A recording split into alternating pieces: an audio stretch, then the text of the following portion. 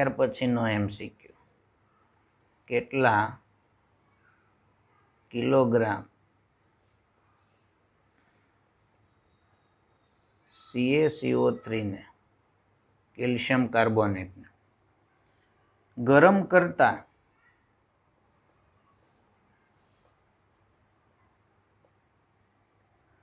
56 kilogram CaO મળે, 56 kilogram calcium oxide મળે. પરમાણુ ભાર માટે Ca કીધો છે 40, કાર્બન તમે જાણો છો 12 અને ઓક્સિજન પણ જાણો છો 16. હવે જ્યારે આવા MCQ પૂછાય કે આને ગરમ કરતા કેટલા ગ્રામ મળે, ત્યારે એનું તમને સૌથી પહેલા સમીકરણ આવડવું પડે. સમીકરણ આધારિત આ દાખલા છે. જો સમીકરણ આવડી જાય તો બધો ખેલ આવડે. સમીકરણ સહેલા હોય છે, આવડે એવા હોય છે, મૂંઝાવાના નથી. તમે CaCO3 ને ગરમ કરવાનું સમીકરણ 10માં ભણી ગયા.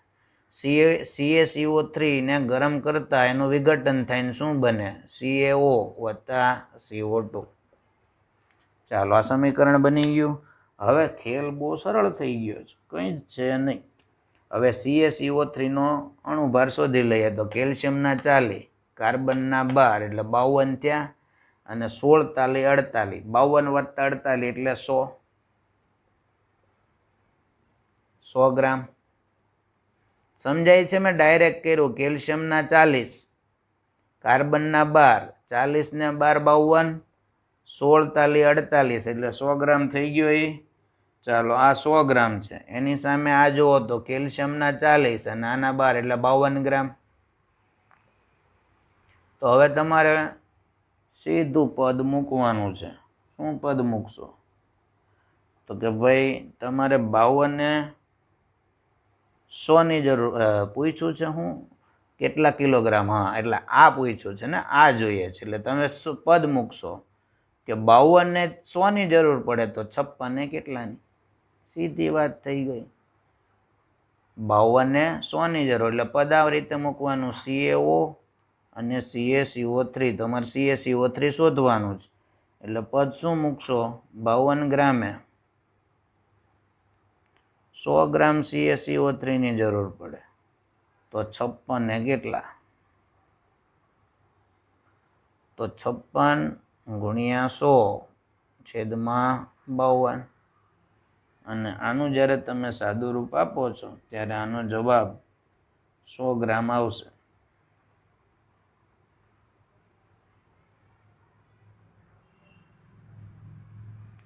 થોડો આવશે, રાઈટ. આને ઉડાડો, હરખી રીતે ગણતરી કરો એટલે આનો જવાબ મળશે. સોરી, મેં ગણવામાં ભૂલ કરી છે. અહીંયા 52 નહીં આવે, ઓક્સિજન લેવાનો, કાર્બન ને. હા, કેલ્શિયમ 40 અને ઓક્સિજન 16 એટલે 56 થઈ ગયું.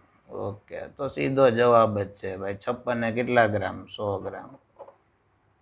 એટલે 56 ઉડી ગયા, 52 નહીં. હા, અહીંયા 56 છે. તો જવાબ કેટલો આવશે? 100 ગ્રામ. પણ આવું બહુ સરળ પૂછ્યું. આપણે એક કામ કરીએ, 128 લઈ લઈએ, અથવા 112 લઈ લઈએ. ચાલો, 112 ગ્રામે કેટલા?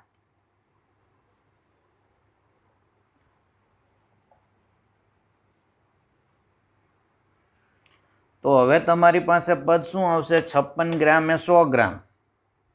તો 112 ગ્રામે કેટલા? હવે પદ બનશે 112 ગુણ્યા 100 છેદમાં 56. ચાલો, 56 દુ 112 થાય તો જવાબ આવશે 200 ગ્રામ. ખ્યાલ આવ્યો? તો આવી રીતના સમીકરણ આધારિત દાખલા આવે તો એને આ રીતે સોલ્વ કરવાના છે. એવા બીજા દાખલાઓ તરફ આપણે જઈશું.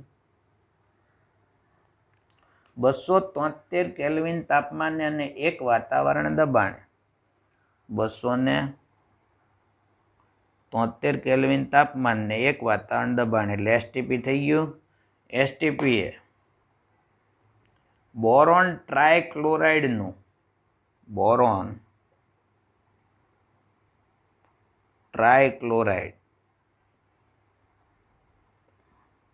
હવે આ બધા સૂત્રો આપણને ધીમે ધીમે આવડશે. ચાલો, બોરોન એટલે બી અને ટ્રાયક્લોરાઇડ એટલે Cl3, BCl3 નું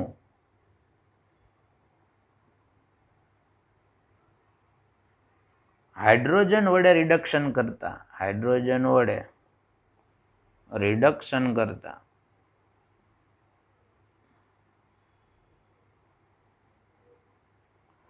એકવીસ 21.6 ગ્રામ બોરોન, 21.6 ગ્રામ બોરોન અને આ બોરોન તત્વ મળે છે.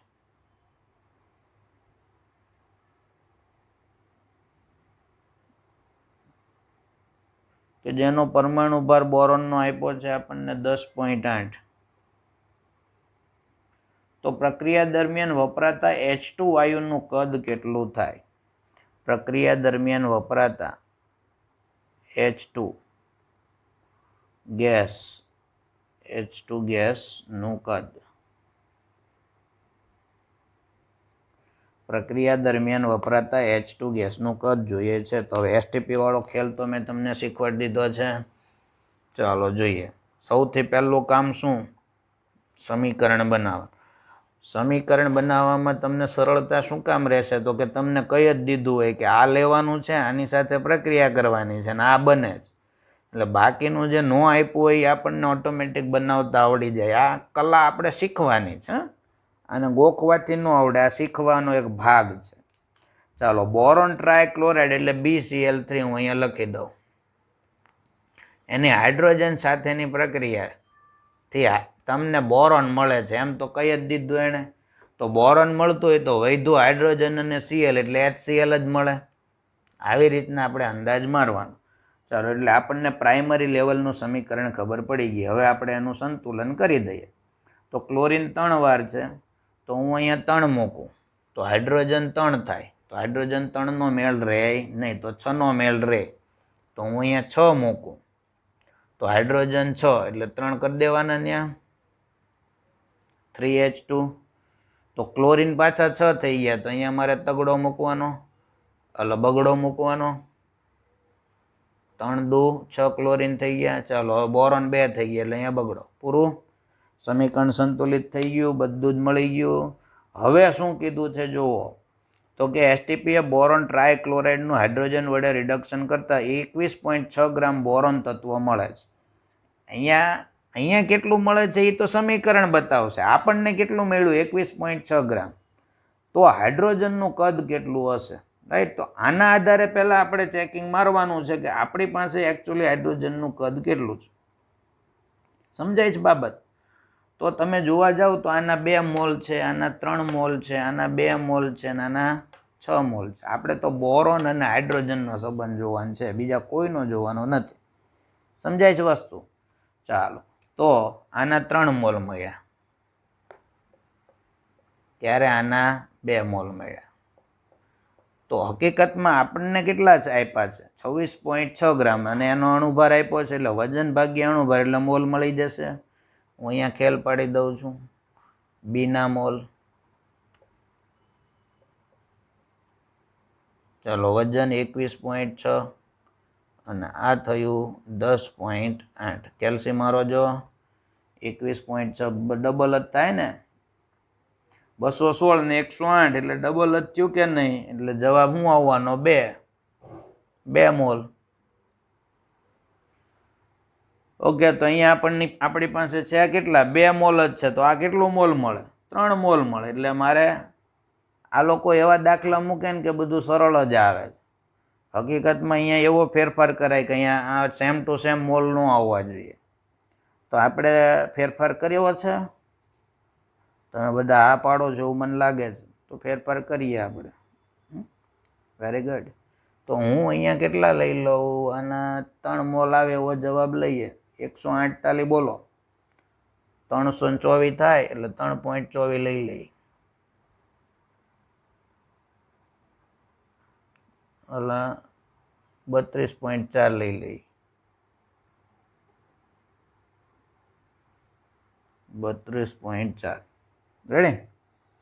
ચાલો, 148 48 24 ને 300 બીજે 3 થઈ ગયું એટલે અહીંયા જવાબ કેટલો આવશે 3 મોલ. હવે તમે પદ મૂકી શકશો કે 2 મોલે 3 મોલ હાઇડ્રોજન જોઈએ તો 3 મોલે કેટલા. ચાલો એટલે હવે તમારું પદ આવું બન્યું બોરોન અને હાઇડ્રોજન. 2 મોલ બોરોન હોય ત્યારે 3 મોલ વપરાય હાઇડ્રોજન. તો 3 મોલ બોરોન હોય ત્યારે કેટલા વપરાય 3×9/2 એટલે કે 4.5 મોલ. ચાલો હવે તમને ખબર પડી ગઈ કે તમારે હાઇડ્રોજનના કેટલા મોલ જોશે 4.5 મોલ. અને તમને ખબર છે એસટીપી એ 1 મોલ એટલે 22.4 લીટર. લીટર એટલે કદ, લીટર એટલે કદ. એટલે હવે તમારે પદ આવું મૂકવાનું છે.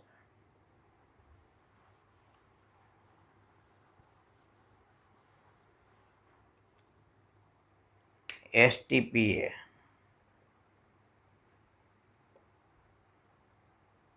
1 મોલ બરાબર 22.4 લીટર.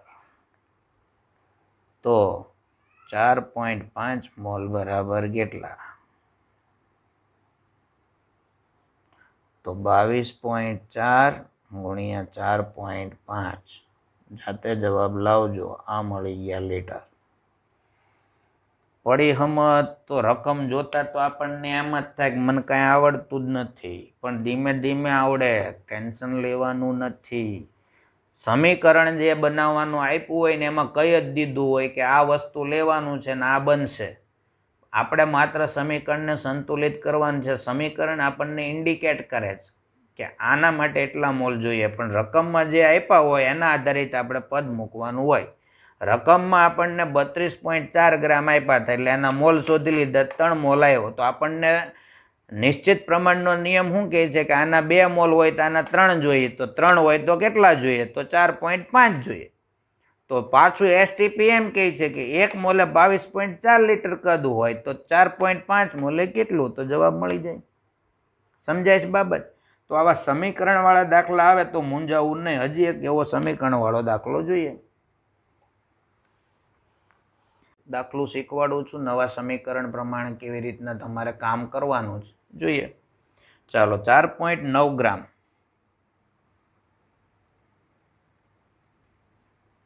H2SO4 વડે કેટલા ગ્રામ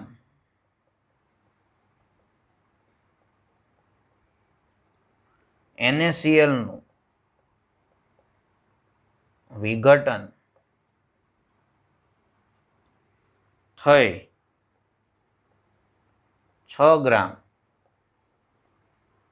sodium hydrogen sulphate, sodium hydrogen sulphate, sodium hydrogen sulphate. ફેટ આવે ને સલ્ફેટ તો તમારે 4 લેવાનો. સલ્ફાઇટ આવે, જો એસ છે ને એસ સલ્ફર, એ આ દુનિયામાં 3 સ્વરૂપે જ પેદા થાય.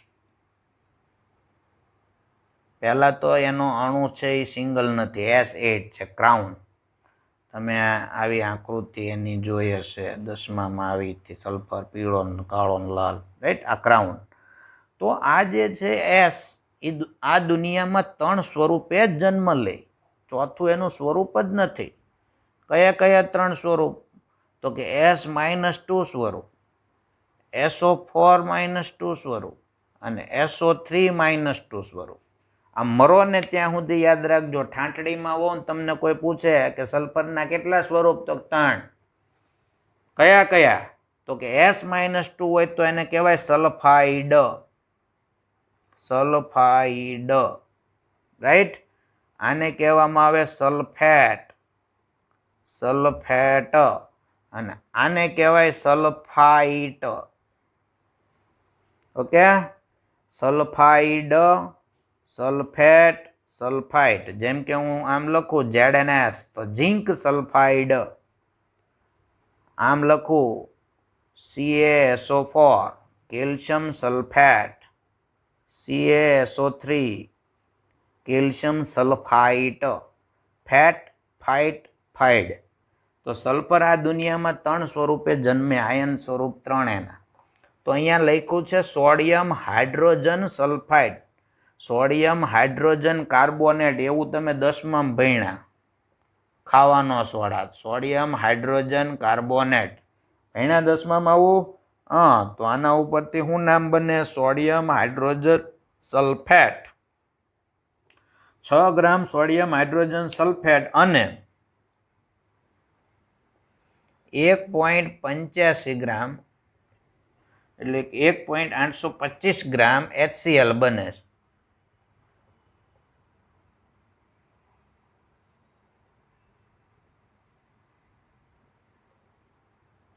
એટલે પ્રશ્ન શું છે કે 4.9 ગ્રામ H2SO4 વડે કેટલા ગ્રામ NaCl તમે લ્યો તો એટલા ગ્રામ NaSO4 બને ને એટલા ગ્રામ HCl બને. ખ્યાલ આવ્યો? હવે બધાના પરમાણુ ભાર આપી દીધા જેથી અણુભાર ગણવામાં સરળતા રહે. Na છે 23, ક્લોરીન 35.5, સલ્ફર 32, હાઇડ્રોજન 1 અને ઓક્સિજન 16. આ તમે જાણો છો. ચાલો, હવે તમારે સૌથી પહેલું કામ શું છે તો કે પ્રક્રિયા બનાવવાની. તો તમારી પાસે છે H2SO4 વત્તા NaCl. આનું તમારે વિઘટન કરીને બનાવવાનું છે SO4 sulphate, sodium by sulphate પણ કહેવાય, હાઇડ્રોજન સલ્ફેટ પણ કહેવાય, વત્તા HCl. બીજું કંઈ નવું બનતું નથી. ચાલો, હવે આ સમીકરણને સંતુલિત તમારે કરવાનું છે. તો ચેક કરો સંતુલિત છે કે નથી. હાઇડ્રોજન 1 ને 1 2, sulphur 1 sulphur 1, sodium 1 sodium 1, chlorine 1 chlorine 1, oxygen 4 oxygen. Very good. અહીંયા કાંઈ જ હળી કરવાનું નથી, સીધું જ સમીકરણ સંતુલિત છે. રેડી? ચાલો, હવે અહીંયા તમને જવાબ કેટલા ગ્રામમાં માંગ્યો એટલે હવે મોલનો ખેલ આપણે નહીં કરશું, બધાના ગ્રામ જ લખશું. ચાલો, H2SO4 ના ગ્રામ તો કે હાઇડ્રોજનના 2, સલ્ફરના 32, 32 ને 2 34 ને 16 ચોક 64, 34 વત્તા 64 કરો એટલે 98 જવાબ આવે. કે ભૂલ થતી હોય ગણી લેજો. રેડી? 98 આનો અણુભાર છે, મને પાક્કી ખબર છે, 98 જ થાય. હાઇડ્રોજનના 2 ગ્રામ તમને ખાલી એમને ટૂંકમાં બતાવી દો. 2 32 અને ઓક્સિજનના 16, 16 ચોક 64, 4 5 6 7 8. રેડી? 9 થઈ ગયા 98. આવી રીતના ગણવાનું તમારે. NaCl ના પણ મને ખબર છે 58.5 ગ્રામ જ આવે. 58.5. NaHSO4 ના ગણવા પડશે, એ 120 ગ્રામ આવશે. 120 ગ્રામ. HCl ના આવડી જાય કારણ કે ક્લોરીનમાં 1 ઉમેરવાનો એટલે 36.5. ચાલો, હવે તમારી પાસે ખેલ ક્યાં છે અને શું કરવાનું છે તો કે 4.9 ગ્રામ H2SO4 વડે કેટલા ગ્રામ NaCl નું તમે વિઘટન કરો તો તમને 6 ગ્રામ NaHSO4, આ 6 ગ્રામ અને 1.825 ગ્રામ HCl મળે. એટલે તમારે NaCl કેટલા ગ્રામ લેવાના છે એ તમારે નક્કી કરવાનું છે. તો સમીકરણ મુજબ જોઈએ તો 98 એમ આપણે કેટલા લેવા પડે? 58.5. ક્યારે? 98 ગ્રામે. તો 4.9 ગ્રામે કેટલા? એટલે આપણને જવાબ મળી જાય. હવે તમે સાહેબ તો આનું સેટિંગ થાય કે ન થાય? હા થાય, તમે ગણી લ્યો નહીં, થશે જ. જોઈએ જવાબ આવી જાય એટલે ગણી, કારણ કે એ ગુણક પ્રમાણનો નિયમ છે. એક બદલાય તો બધું બદલાય, ટેન્શન લેવાનું નહીં. પાછા આપણને પ્રશ્ન થાય સાહેબ આ 6 ગ્રામ અહીંયા લાવવાના, આયરા અહીંયા લાવવાના.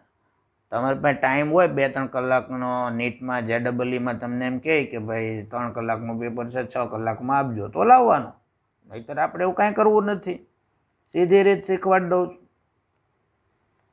તમને ખબર પડી જ ગઈ છે કે તમારી પાસે 98 ગ્રામ હોય તો 58.5 ગ્રામ NaClની જરૂર પડે, તો 4.9 કેટલા? 4.9 ગ્રામે કેટલા? સીધું જ મેં પદ અહીંયા મૂક્યું છે. રેડી? તો 4.9 ગુણ્યા 58.5 છેદમાં 98. ચાલો આનો આ બગડો થાય, 49 દૂ 98 થાય ને, એનો પોઈન્ટ વધ્યો એ 10 આવશે છેદમાં, એટલે અહીંયા 0.2 લખી દઉં તોય ચાલે, અને ન લખવું હોય તો છેદમાં 10. ચાલો આનું સાદું રૂપ આપતા ફાઇનલી જવાબ તમને મળશે 2.925 કેલ્સી મારો NaCl.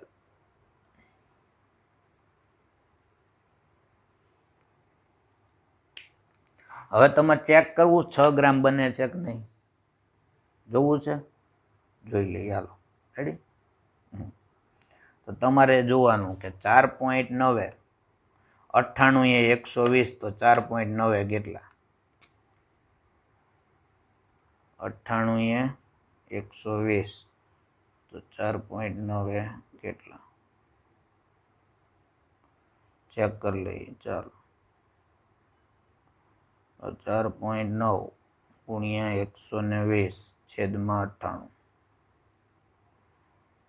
અને આનો 10 મૂકું, પોઈન્ટ કાઢો એટલે 10 મુકાય ને. ચાલો 49 દુ 98, મીંડી ગઈ, 2 છંગ વાર આવી ગયા છે. બને જ, એને બનવું જ પડે. સમજાય છે વાત? એટલે પછી આનું ટેન્શન નહીં લેવાનું, આપણે આની હારે આનું પદ બેસી ગયું એટલે વાત ખતમ.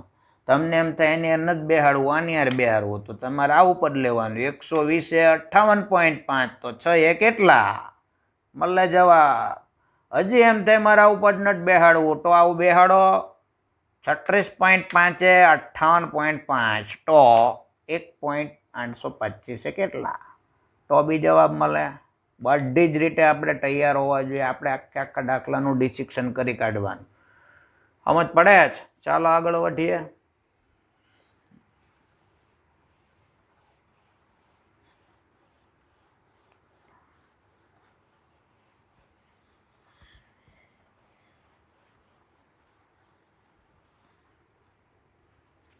મતલબમાં સમીકરણ વાળા દાખલા જો આવે તો તમને આવડવા જોઈએ એવું મને અંદાજ લાગે છે. શું કહેવું છે તમારું? ઓકે, ચાલો હવે આગળ વધીએ. એક JEE અને નીટ લેવલનું સૂત્ર છે, યાદ રાખજો.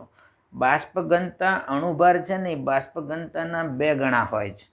JEE નીટ લેવલે સૂત્ર યાદ રાખજો, આપણી ટેક્સ્ટ બુકમાં નથી.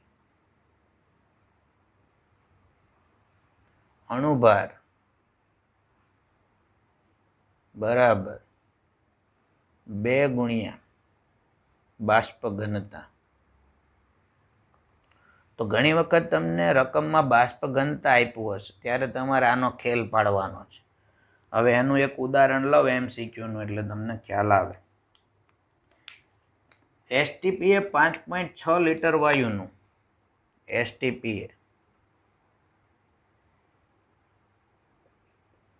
5.6 લીટર વાયુનું દળ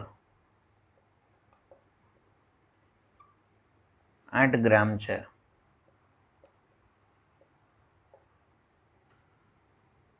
તો વાયુની બાષ્પ ઘનતા શોધો.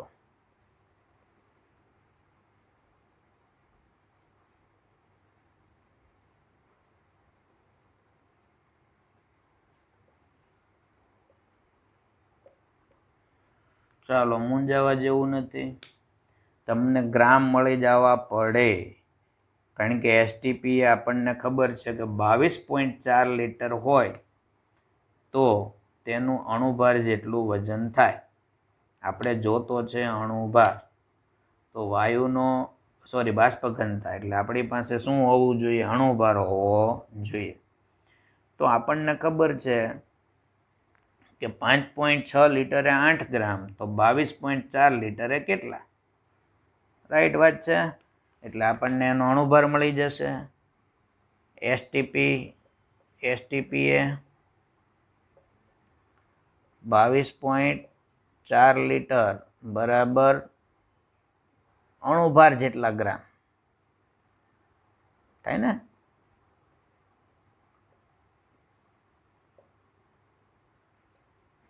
કારણ કે 1 મોલ એટલે અણુભાર જેટલા ગ્રામ, એટલે અણુભાર જ થયો, રાઈટ? હવે પદ મૂકશો શું? તો કે 5.6 લીટર હોય ત્યારે 8 ગ્રામ, તો 22.4 લીટરે કેટલા? તો 22.4 ગુણ્યા 8 છેદમાં 5.6, 6 એટલે 4 વડે હાલશે. જો 56 ચોક કેટલા થાય? 56 ચોક અને 8 ચોક 32, તો કેટલો જવાબ આવ્યો? 32 ગ્રામ. તો અણુભાર મેળવ્યો. ચાલો હવે બાષ્પ ઘનતા બરાબર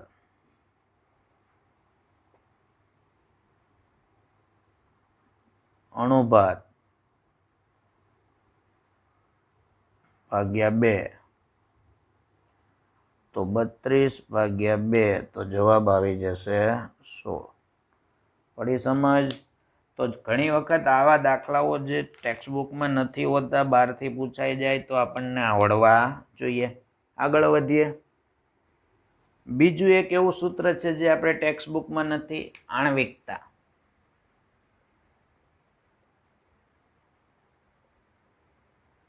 તો આણ્વિકતા બરાબર યાદ રાખવાનું છે આણ્વીય દળ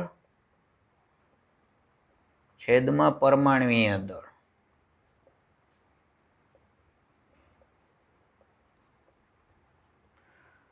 આનો પણ એમસીક્યુ પૂછાય તો શું કરવાનું? ચાલો, આનો એમસીક્યુ આ રીતે પૂછાઈ શકે કે જો સલ્ફરના આણ્વીય દળ તેમજ પરમાણ્વીય દળ અનુક્રમે સલ્ફરના આણ્વીય દળ 256 અને પરમાણ્વીય દળ 32, તો તેની આણ્વિકતા શોધો. છે ને એકદમ સરળ, પણ સૂત્ર જ ખબર ન હોય તો એમ થાય કે આવું ભણ્યા જ નથી, ટેક્સ્ટબુકમાં નથી, શું કરી લેવું? પણ ભણવું પડે. તો આણ્વિકતાનું સૂત્ર તમે જાણો છો, આણ્વિકતા બરાબર આણ્વીય દળ ભાગ્યા પરમાણ્વીય દળ. તો આની આણ્વિકતા મળી જાય. તો આણ્વિકતા બરાબર 256 ભાગ્યા 32, 32 અઠ્ઠા 256 થાય, એટલે જવાબ આવશે 8. સમજાય છે વસ્તુ? એટલે ઘણી વખત આવા સૂત્રોને તમારે યાદ રાખવાના છે જે આપણી ટેક્સ્ટબુકમાં નથી પણ કામના છે. હવે આપણે જે એમસીક્યુ તરફ જવાના છે તે છે બંધારણીય ટકાવારી અને આણ્વીય સૂત્ર. બંધારણીય ટકાવારી અને આણ્વીય સૂત્ર. ચાલો, આને રિલેટેડ આપણે એમસીક્યુ તરફ જઈએ. બંધારણીય ટકાવારી અને આણ્વીય સૂત્ર.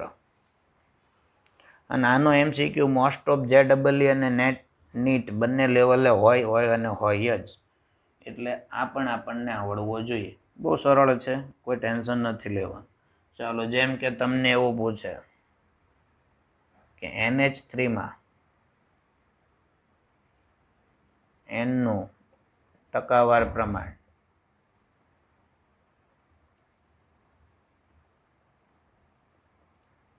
કેટલું થાય? તો સીધી રીતે ગણવાનું છે. નાઇટ્રોજનના ટકા જોતા હોય તો નાઇટ્રોજનનું દળ જોઈએ ને અમોનિયાનું દળ જોઈએ. નાઇટ્રોજનનું દળ અમોનિયાનું દળ ને ગુણ્યા 100. તો આમાં નાઇટ્રોજનનું દળ કેટલું? તો કે 14. ચાલો, આખા અમોનિયાનું દળ કેટલું? તો કે 14 ને 3 17. તો ટકા બરાબર 14/17 ગુણ્યા 100. સમજાય છે વાત? તો આનો જવાબ આવશે 82.35%. તમને એમ લાગે આવું પૂછાય? હા, પણ પૂછાય ત્યારે ખબર પડે કેવી રીતના પૂછાય. હમણાં એક એમસીક્યુ આપું એટલે ખ્યાલ આવશે. આગળ વધીએ. તમને એમ પૂછે ઓક્ઝેલિક એસિડમાં હવે ખૂબ મજા આવશે. ઓક્ઝેલિક એસિડમાં હાઇડ્રોજન, કાર્બન અને ઓક્સિજનનું દળ પ્રમાણ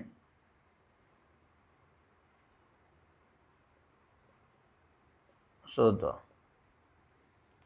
હવે સાહેબ શું થાય આમાં? તો કે આમાં તકલીફ એ થાય કે આપણને ઓક્ઝેલિક એસિડનું સૂત્ર આવડવું જોઈએ. સૂત્ર ન આપે તો સૂત્ર ન આવડે તો ઓક્ઝેલિક એસિડ એટલે COOH. આ ઓક્ઝેલિક એસિડ થયો. તો હવે એનું સૂત્ર બનાવો તો C2H2O4. આને શું કહેવાય? Oxalic acid. C2H2O4. 2 વાર COOH જોડો એટલે શું બને? ઓક્ઝેલિક એસિડ બને. હાઇડ્રોજનને પહેલાં રાખીને બનાવું તો H2C2O4. એમાં બધાના દળ પ્રમાણે જોઈએ છે. હાજરી ટકા જોઈએ મતલબમાં. ચાલો, એનો મતલબ કે તમને હાઇડ્રોજન 2 ગ્રામ, કાર્બન 12 24 ગ્રામ અને ઓક્સિજન 16 ચોક 64 ગ્રામ આપી જ દીધું છે. ક્લિયર થઈ વાત? ચાલો, હવે શું કરશો? તો તમે આ ત્રણેયનો સરવાળો કરો એટલે આનું ટોટલ મળી જાય. 24 ને 2 28. હાલો ચાલો, 64 ને 2 66. 66 ને 4 70. 70 ને 2 90. Very good. તો આનો અણુભાર કેટલો આવે? 90. ચાલો, અણુભાર 90 મળી ગયો. હવે તો એકદમ સરળ રીત છે.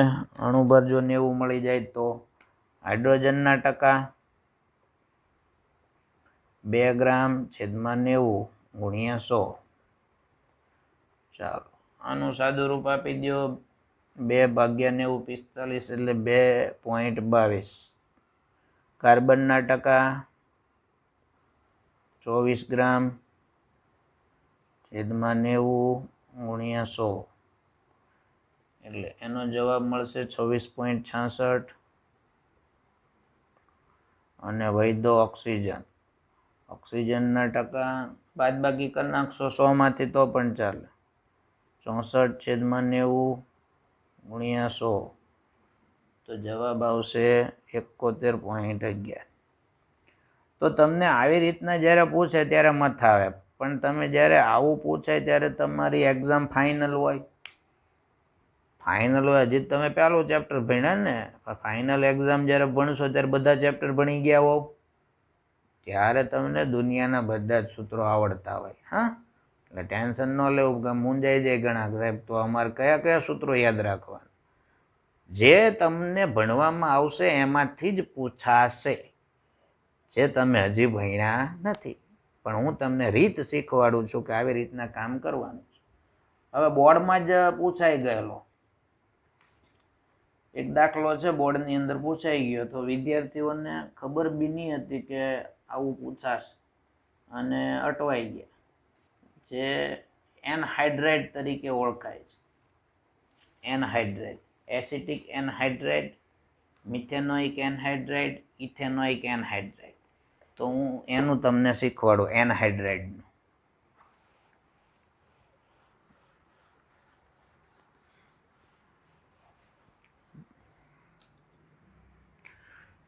JEE નીટ લેવલે પૂછાય છે આવા MCQ.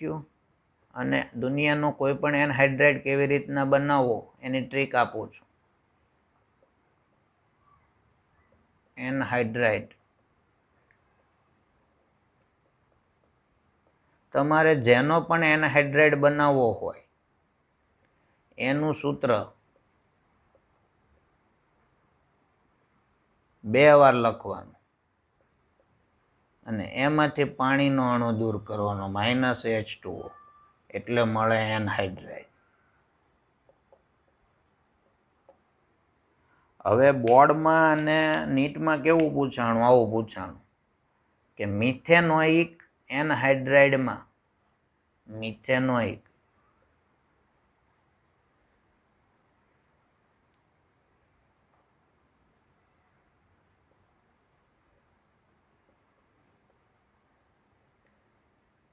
કાર્બનનું ટકાવાર પ્રમાણ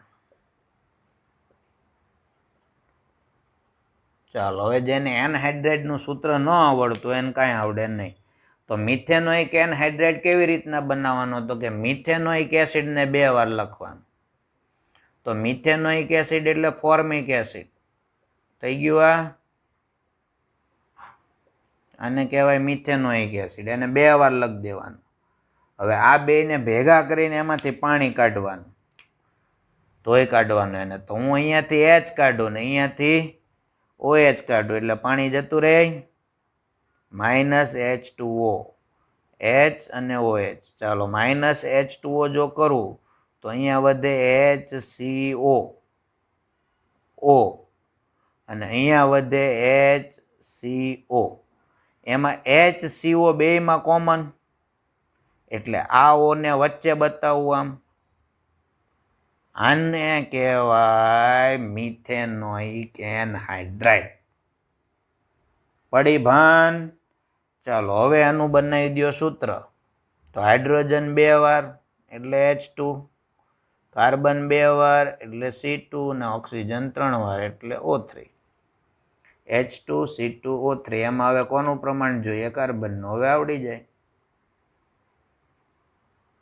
હાઇડ્રોજન 2 ગ્રામ, કાર્બન 12 દુ 24 ગ્રામ, ઓક્સિજન 16 48 ગ્રામ. આપણે જોતું જ ખાલી કોણ? કાર્બન, પણ બધાનો સરવાળો એ જોશે ને પાછો. ચાલો 2 48 ને 2 50, 50 ને 24 64 થશે.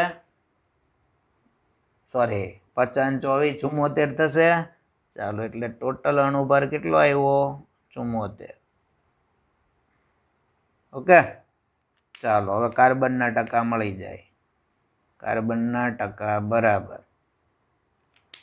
કાર્બન કેટલા ગ્રામ છે? 24 ગ્રામ છેદમાં 74 ગુણ્યા 100. અને આનું સાદુરૂપ આપતા આનો જવાબ મળે છે 32.43. કેવી મજા આવે? મજા આવે, પણ આવડે તો મજા આવે. તો એનહાઇડ્રેટ દુનિયાનો આ રીતે બનાવવાનો. હજી બીજા ઉદાહરણ આપું.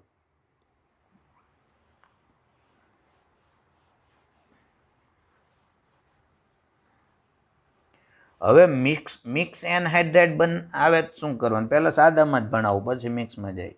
હવે તમને મિથેનોઇકની જગ્યાએ એમ પૂછે કે ઇથેનોઇક એનહાઇડ્રેટ. Ethanoic anhydrate. આ તમે હોમવર્કમાં મને કાર્બનના ટકા શોધીને આપજો. Ethanoic anhydrate.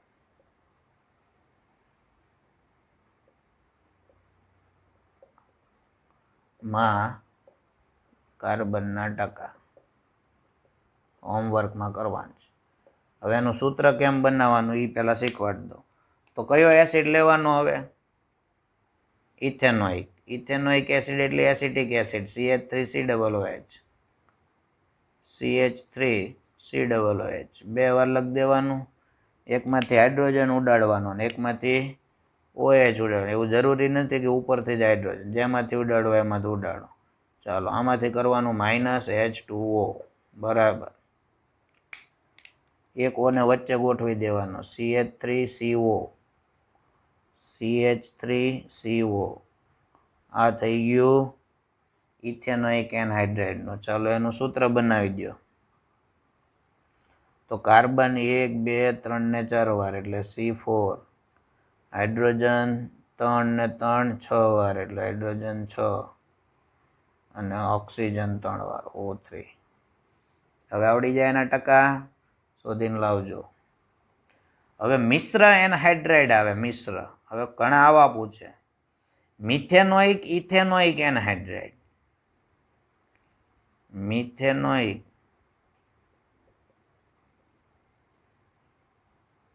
Ethanoic anhydrate.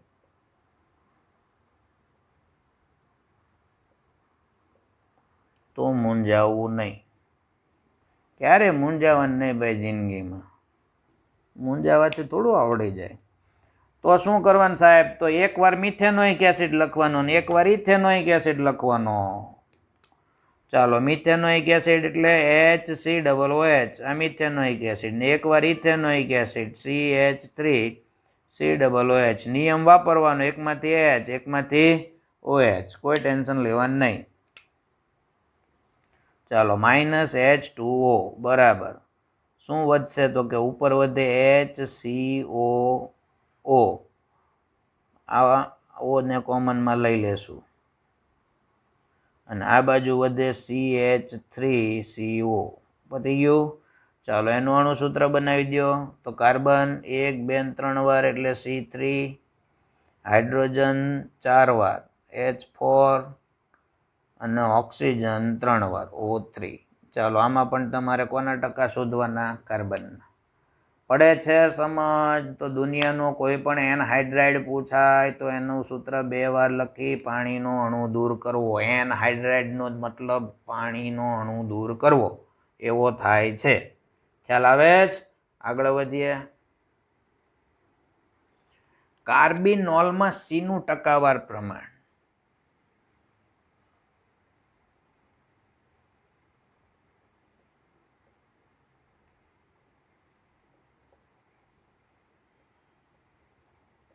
હવે તમને કાર્બિનોલ શું છે એ જ ખબર ના હોય તો ક્યાંથી તમે સીના ટકા શોધો? તો એ બધા જેટલા પણ આવા વિશિષ્ટ નામો છે ને એનો કોઠો હું લેક્ચરને અંતે મૂકી દઉં છું. રેડી? એમાં તમારે જોવાનું છે એટલે ટેન્શન નહીં લેતા ને લખી રાખજો. ચાલો કાર્બિનોલ એટલે બીજું કોઈ નહીં, મિથેનોલ. કાર્બિનોલ એટલે મિથેનોલ. ઓર્ગેનિક ચાલ્યું જ નથી એટલે તમને નવું લાગે બધું, મારે ભણાવવું પડે. મિથેનોલ. તો મિથેનોલનું અણુસૂત્ર તો કે CH3OH, આને કહેવાય મિથેનોલ. એમાં કાર્બનના ટકા જોઈએ જ તો સામાન્ય સૂત્ર આવું થશે: C 1 વાર, હાઇડ્રોજન 4 વાર અને ઓક્સિજન. આના ટકા જોઈએ છે, મળી જાય. હોમવર્કમાં કરજો. જવાબ આવે છે એનો ટકામાં હું કહી દઉં છું તમને. કાર્બિનોલની અંદર એનું પ્રમાણ છે 37.5% આવશે જવાબ. આપણી રીતે કરવાનું. Chilli salt Peter.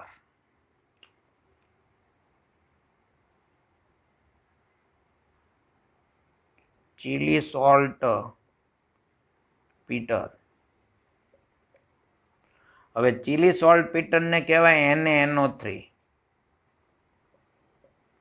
ચાલો આમાં તમારે સોડિયમનું ટકાવાર પ્રમાણ શોધવાનું છે, Na નું. હોમવર્કમાં કરવાનું અને એનો જવાબ તમને હું કહી દઉં છું 27.05. પાછું આને N નહીં ગણતા, N ને A ને N 2 વાર ને N એ આખું છે sodium. Okay. Chilli salt Peter. Indian salt Peter પૂછાય.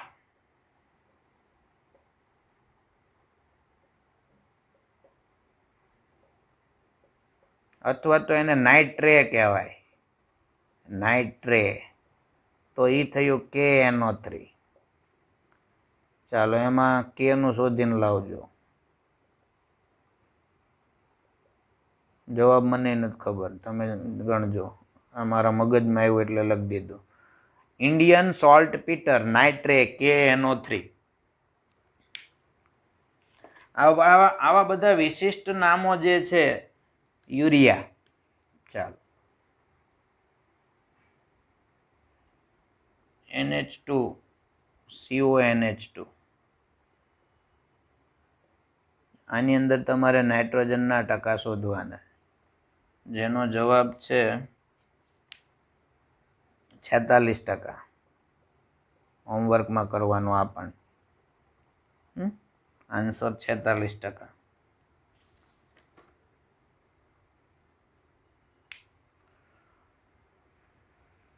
એસિટિક એસિડનું પ્રમાણ સૂચક સૂત્ર એ તો તમને એના પછીના MCQમાં ટોપિકમાં કરાવીશ.